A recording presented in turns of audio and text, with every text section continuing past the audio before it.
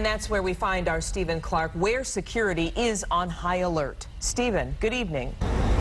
Good evening, Glenda. Dave, thank you very much. Yes, the high alert because of that threat that we've been talking about for the last 48 hours, and we're learning more tonight about the threat and the source of that threat that has kept us all on edge here for the last couple of days.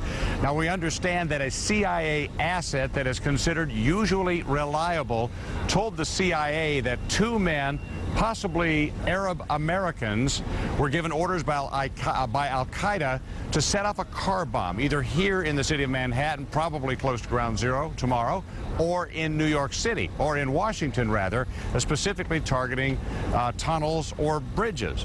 Now, that source, again, is considered to be usually reliable, so that set everybody, all law enforcement, on edge and started searching everything coming into this city and in Washington also. Now, normally security would have been tight for this 10th anniversary, but it got even tighter. So there really has been virtually no truck, especially that has come into the city over the last couple of days without getting a pretty close looking over. And here at Ground Zero, security is extra tight. Police checking all sorts of vehicle traffic in this whole area has been really choked down to hardly a trickle, and by morning there'll be no traffic down here at all. Of course, all eyes tomorrow are on this ceremony that will include the president and former President Bush, a lot of the survivors, a lot of the victims' families, and a whole bunch of other people down here at Ground Zero. Then that memorial will be open to the public on September 12th. But a Detroit area woman got a chance, a very, very honorable chance today to check out Ground Zero's memorial before anybody else, primarily because she is supplying some of what you'll see when you visit the memorial.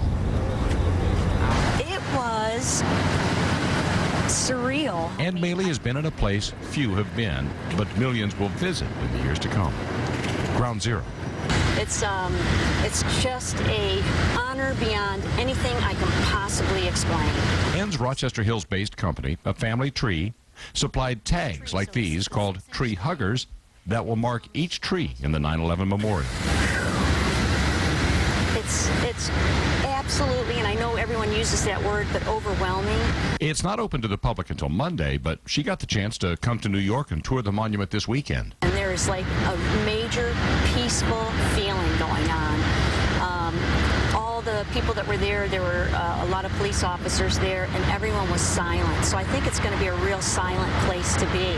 She says the huge waterfalls and fountains inscribed with the victims' names are impressive, but this, the survivor tree, which survived the collapse of the World Trade Center, really signifies the human spirit. And you're going to see the nubby bark. That's when it was alive and thriving in 2001. And now the new shoots are all smooth. And it's a new tree growth. And it's amazing how much has grown in 10 years. And so you see the before and the after. Now, during that ceremony tomorrow, we'll get a little chance via television to see some of those sites. And again, it opens to the public on September 12th.